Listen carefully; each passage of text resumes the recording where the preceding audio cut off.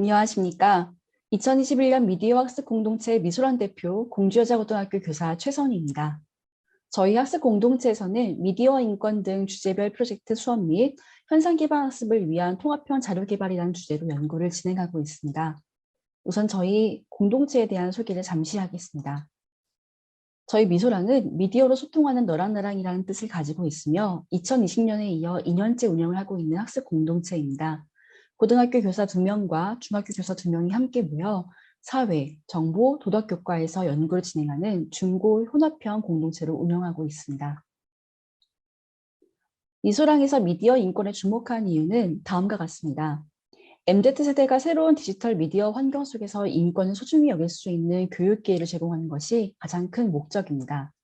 또한 미디어 인권 교육과 학교 교육 과정은 정보, 도덕, 사회 교과와 친화성이 높아 교과별 교수학습 자료를 개발하는 데 용이하다고 판단했습니다.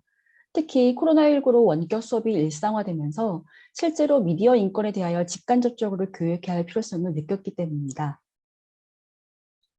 다음은 실제 수업 개발 사례를 소개하도록 하겠습니다. 당진 원당중학교의 임건 선생님, 미디어 인권 2차실 권리는 어디에? 라는 주제로 도덕 수업 사례를 공유해 주셨습니다. 도덕이 교과에서 정보와 사회의 특징과 정보와 사회에서 발생하는 도덕 문제들을 확인한다는 학습 주제를 가지고 실제로 현상 기반 학습을 원격 수업 기간에 진행하였습니다. 학생들은 넘버 서프를 통해 공동 생산, 공동 작업이 가능하도록 미리 활용 교육을 받았습니다. 학생들에게 구글링과 자료 검색을 위한 키워드를 제공하고 최대한 형식에 구애받지 않고 자료를 조사하여 모두먼끼리 조사를 진행합니다. 조사 과정에서 학생들은 비슷한 사례와 현상들을 확인하게 되고 공유된 내용을 정리함으로써 현상 기반 학습에 최적화된 틀을 만들었습니다. 1, 2차 시에는 자료조사, 3, 4차 시에는 조사한 내용을 통해 시각적으로 형태화하기를 진행하고요. 5차 시에는 조사하고 분석하여 얻어낸 정보를 토대로 문제 해결 방안 찾기, 6차 시는 갤러리 워크로 각 모둠의 키노트를 돌아다니며 확인하며 평가 활동을 진행하게 됩니다. 특히 잊혀질 권리와 사생활 침해라는 키워드를 중심으로 활동이 진행되었으며 교사는 키노트를 활용하여 학생들의 학습 진행 상황을 체크할 수 있습니다. 처음에는 미디어 리터러시 능력에 대한 의구심이 들었지만 학생들이 직접 문제를 조사하는 과정에서 아이들의 수준과 적극성에 대한 오해하고 있음을 밝혔으며 학생들의 흥미와 관심을 더 높일 수 있는 추후 활동을 계획해 봐야겠다는 소감을 전하였습니다. 다음은 두 번째 사례인 혐오 표현의 시대 속 말할 수 있는 권리와 막을 수 있는 권리라는 주제로 당진 원당중학교의 원정현 선생님의 수업 사례를 소개하도록 하겠습니다.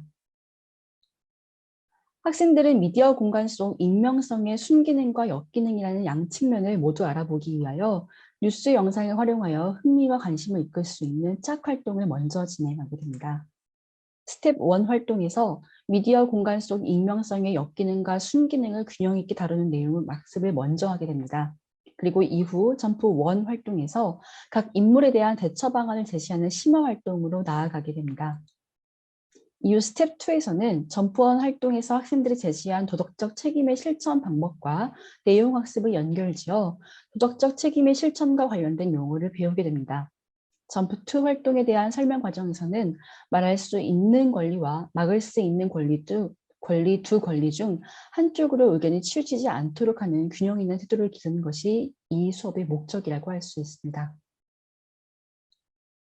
추수 활동으로 미디어 공간 속 우리의 권리를 주제로 포스터 만들기 활동을 통해 전체 평가를 진행합니다. 실제로 미디어 인권 문제에 대해 균형 있는 관점을 가지고 동시에 일상생활 속에서 실천할 수 있는 교육이 필요하다는 것을 절실히 느낀 수업이라는 소감을 전하였습니다. 세 번째로 미디어를 통한 인권 침해 사례 및 방지를 주제로 공주여자고등학교 문영훈 선생님의 정보 수업 사례를 소개하겠습니다. 안녕 도로시라는 단막극은 몰카 범죄로 인해 고통을 받고 있는 주인공의 이야기를 통해 무분별한 정보의 생산이 가져다주는 문제점에 접근하고 있습니다. 사실을 적시한 경우라도 대중이 알 권리라는 것은 인권보다 우선할 수 없음을 우선적으로 깨닫게 하는 것이 이 수업의 목표라고 할 수 있습니다. 미디어를 통한 인권 침해라는 주제로 브이로그를 만드는 프로젝트를 기획하여 절차를 먼저 설명합니다. 영상을 찍기 위한 활동이라기보다는 주제에 대한 이해를 선행한 뒤에 절차와 영상이 구성되어야 하는 것들을 소개하게 됩니다. 프로젝트 팀은 최소 3인에서 5인까지 자율적으로 구성하며 미디어 인권 침해 사례 신문 기사를 찾아 읽으며 주제에 대한 이해를 먼저 진행하게 됩니다. 이후 찾아서 읽은 뉴스의 내용을 바탕으로 이를 해결하기 위해 우리들은 어떠한 노력을 기울일 것인지를 정하며 브이로그의 내용을 만들어 나가게 됩니다. 앞선 단계에서 정한 주제를 가지고 실제로 어떠한 해결 방안을 제시하는지를 구체적으로 보여주는 모습을 브이로그에 담게 됩니다. 학생들은 인권 침해 방지를 위한 동영상을 제작해 배포하거나 포스터를 제작하여 게시하였습니다. 탐색한 내용을 발표하며 학생들이 촬영한 영상을 보고 토론하는 활동으로 이 프로젝트는 마무리됩니다. 교사는 전체 활동 마무리 평가 단계에서 주제에 대한 코멘트와 영상에 대한 피드백을 진행합니다. 실제로 학생들은 미디어 인권 침해 사례에 대한 다양한 측면을 조사하였고 많은 사례를 서로 공유하게 되었습니다. 하지만 해결을 위한 실천 사례 부분에서는 포스터 제작이라는 한정된 콘텐츠에 국한되어 다소간 아쉬움이 남는다고 전했습니다. 마지막으로 세계 평화를 위한 미디어로 인권 읽기라는 주제로 공주여자고등학교 최선희 선생님의 통합사회 수업을 소개하겠습니다. 통합사회의 세계화와 평화라는 단어를 바탕으로 세계 평화를 위협하는 것이 무엇인지 한 가지 키워드를 찾아 포스트잇에 적어 붙입니다. 이 키워드를 선정한 이유를 발표해보며 학생들의 다양한 생각을 듣는 시간을 갖게 됩니다. 이때 학생들은 이 수업의 다양한 미디어를 통해 인권을 이해하는 것에 초점을 맞추고 있습니다. 학생들의 키워드를 종합하면 결국 난민, 식량 불평등, 아동노동, 환경, 빈곤 등의 문제로 수렴하게 됩니다. 학생들은 자신의 키워드와 가장 유사한 세계 시민 수업 도서를 주체적 읽기를 통해 내용을 우선 파악하게 됩니다. 세계 평화를 위협하는 것은 곧 세계 시민들의 인권을 위협하는 것임을 자연스럽게 깨닫게 되는 과정으로 진행하게 됩니다. 세계 시민들의 인권을 보호하기 위한 실천적 활동으로서 면생리대 키트를 활용하여 직접 제작하고 케냐, 탄자니아, 네팔 등의 여와 위생 환경 개선 사업에 기부하는 활동을 진행합니다. 1, 2차 시는 미디어를 통해 세계에서 일어나는 국제 문제 속 인권 침해 사례를 찾아내며 3, 4차 시에는 실제 도서를 활용하여 인권 침해 요소에 대한 구체적 내용을 학습합니다.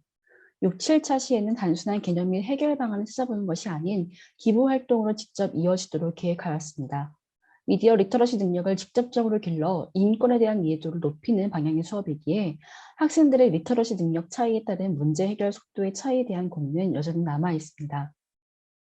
이처럼 다양한 현상 기반 학습을 미디어 인권에 대한 수업 사례를 개발 중에 있는 것이 저희 공동체의 목표입니다. 이상 발표를 들어주셔서 정말 감사합니다.